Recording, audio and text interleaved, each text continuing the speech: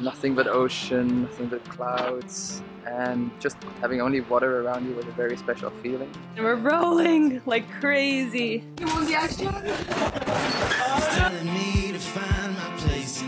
How's our fishing situation been going? That's been a bit quiet lately.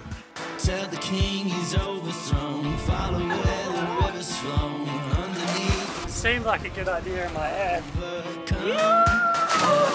Get it, girl! Close your eyes!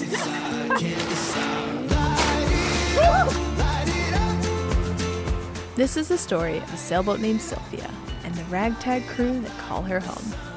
Join us each week as we explore our planet, both above and below the surface, and find out what it's really like to live a life at sea. This is Expedition Drenched.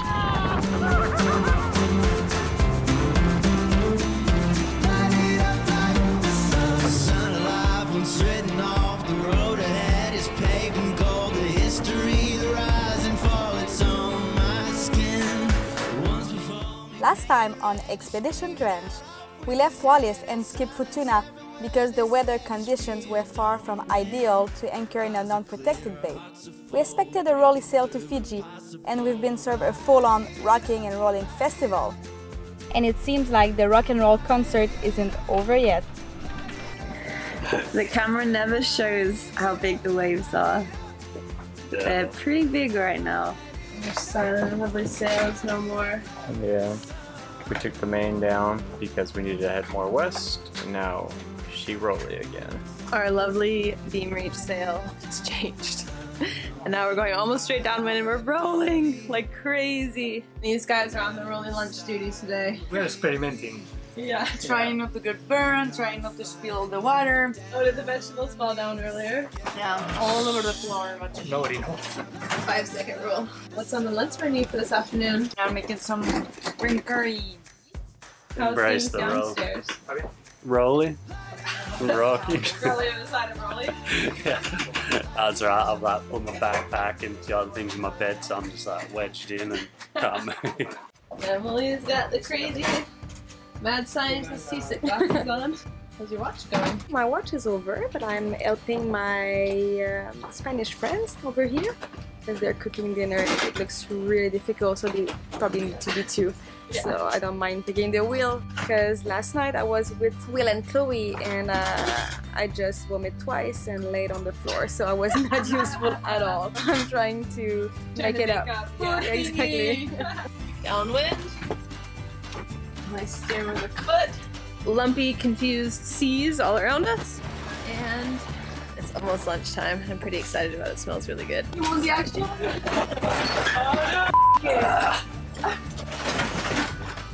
It's not a good catch watch. Oh. I tore this left on the chair over here to snag the veggie. Wow. They're like up on top of the window. But it looks good though. Woo!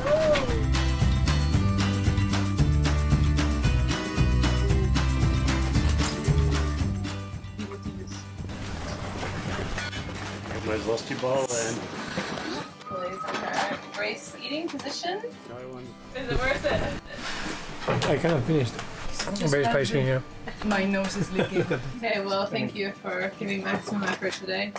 It seems like a little bit of green chili won't stop NEREA. The girl is on fire. And things are about to get even more spicy on Sylvia. Time to get in the pool. I'm not really gonna wear these, but it's funny. Don't leave them sitting out because if those fall over, Chloe. Those are Chloe's onion goggles for the kitchen. How's our fishing situation been going? It's been a bit quiet lately. So we've given up on the fishing, decided to put the lifeline out, and I don't know, I got this idea of jumping off the dinghy, catching the lifeline, going for a swim. What are the chances of it being a backflip? I didn't want to say anything just yet, but see how I feel when I get up there. So this is a floating line on a friggin' wheel, which is great for like if you want to do like an anchor at the back to stabilize or something, as an anchorage, if you're rolling, or for more practical uses like throwing it in the water and getting drunk. It's getting the shorts nice and tight. This thing's brilliant because for like trip dives, put a long line out and come collect divers. Kind of like lasso them up. There's nothing they can do about it. What do you think the chances are that your pants won't fall off? Me? Oh, I'm taking my pants off first off. I've lost a little bit of weight since we've been on the boat, and not one pair of my swim shorts fit me like at all.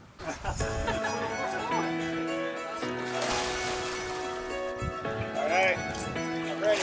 All the cameras are watching you, Brett.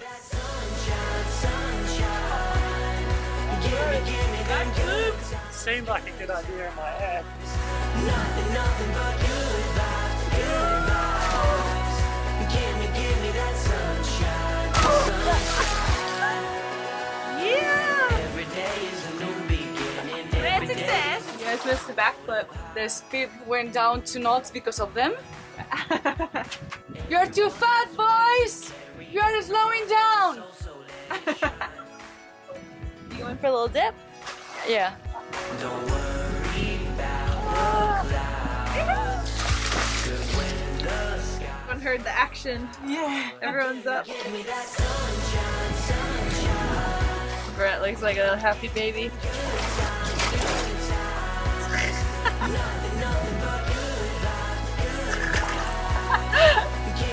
Come on, you got it, you got it! Brett's face is the best. He's so happy. He's like drowning. I will scream from the highest mountain. Get it, girl! Close your eyes! Going for the Brett just beat seal approach. the beach whale. I believe in the hope that comes hate. Oh shit! Let's get the shit out of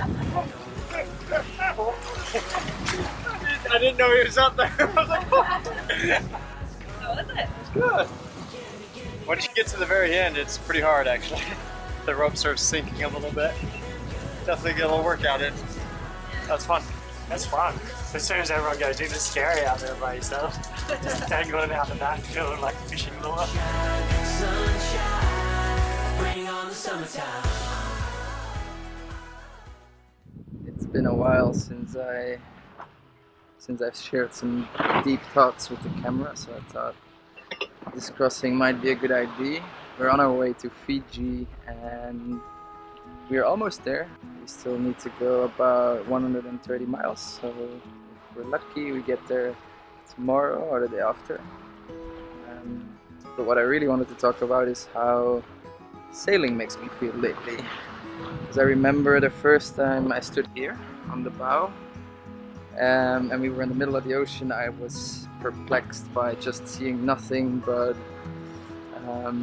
ocean, nothing but clouds, and just having only water around you was a very special feeling. And today I've spent most of the day in my bed reading, trying to edit a little bit, and I felt like I had to remind myself to appreciate what we're doing and appreciate where we are, because I think it's human nature to just get used to things and not feel as you used to when you experience those things for the first time anymore. You just get used to the habit, to the routine, and I think it's good every now and then to stand still and think about what you're going through and to actually be present in the moment. So I'll let you enjoy with me of my moment now.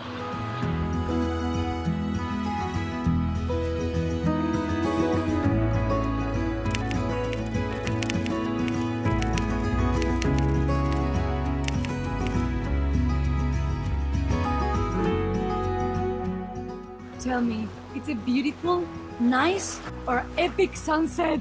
Epically beautiful, awesome sunset. It's in Fuego. Diablos Pelota. Diablos pelota. Yes.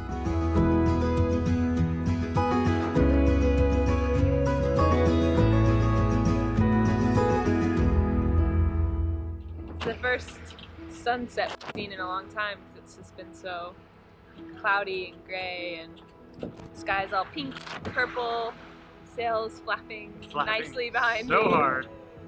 We've got a little bit of downwind breeze and yeah, it's pretty good.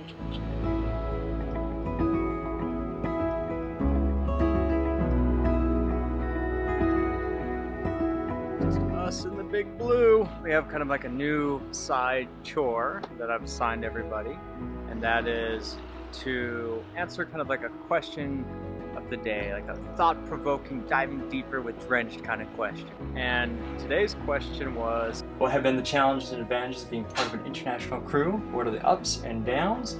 What do you hope to share with the others about your culture? I love languages, and I love Spanish, and I love French, and the fact that you can just keep maintaining these languages by hearing them speak to other people or speaking these languages with them. Definitely a big pro is having people speaking the language of the country you're in. We saw that in a French country just barely. So that might be something we think about moving forward when we're going to a country that speaks something different. Possibly having a crew member that speaks that is a huge bonus. You keep your eyes and your ears open and you ask the right questions, you can learn a lot every day. All with the language, like misunderstanding, miscommunication. I think there are more ups than downs in this case. All our different units we use for measuring stuff or weighing stuff or speed. Whenever we're trying to say something, like no one ever understands what we're saying. Someone will be like talking miles, someone will be talking kilometers, someone will be talking pounds, stones, kilos. Of course, is the language. For example, at home I'm so talkative and I love doing jokes and everything.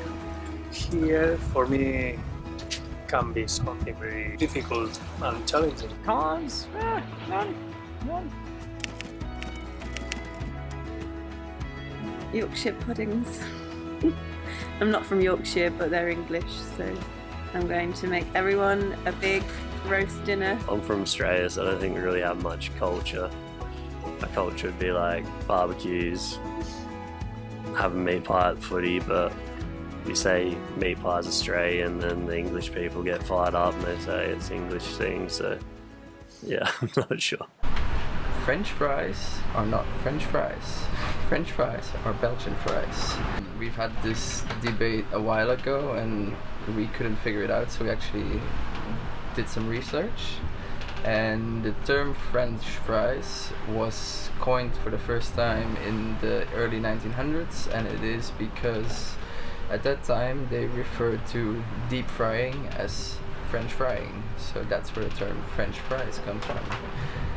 On the other hand of the debate, Belgium started making Belgian fries in the early 1600s. The warmth of northern people, we have a good sense of hospitality, and this is what I want to share with the people on the boat, and especially the patrons that are coming in about 10 days.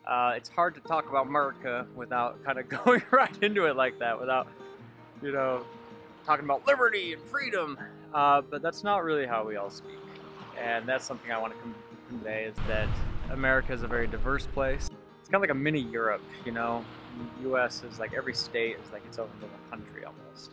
And everybody is, of course, an immigrant to the US, so to try to put the US in any sort of box, or any country or any culture in any kind of box, is definitely wrong. I thought that that was a pretty interesting question, because I actually think that that is one thing that very much makes what we're doing very unique. When Jordan and I decided that that's what we wanted to do, it was a pretty crazy concept to have people from all over the world come on a boat that have never met each other and see how it goes. And so far I can tell you that it's gone quite well. No drama, or very little drama. Now everybody on the boat is kind of like traveler or conservationist type or a nature lover, so we do certainly already have like a common bond amongst us, so that really does help. All the little funny things that I thought would make us very different, finding out that we're really a lot more the same than I thought that we would have been, and that's something that I am loving and appreciating. I think that it was a really fun choice for us to have done that. To have such a diverse crew, and I hope you guys are enjoying it as well. Join us next time as we make our grand entrance to Fiji. Wake up to a school of pilot whales. Whale! Whoa, look, they're right there. Dive the world famous white wall and catch a 25-kilogram yellowfin tuna. I almost lose all my dignity up there. My new mustache. For the diarrhea, they will give you a Coke. Oh, for the diarrhea. Yeah, I love the way that you say diarrhea. The diarrhea. The diarrhea. Diarrhea. Diarrhea. Say the dinosaur for them. Say the dinosaur. Tyrannosaurus. Okay? That's for you. Tyrannosaurus Rex. Diablo, Atelos. Yes. I'm sick. You will get me seasick. Vlogging you, vlogging her, vlogging, and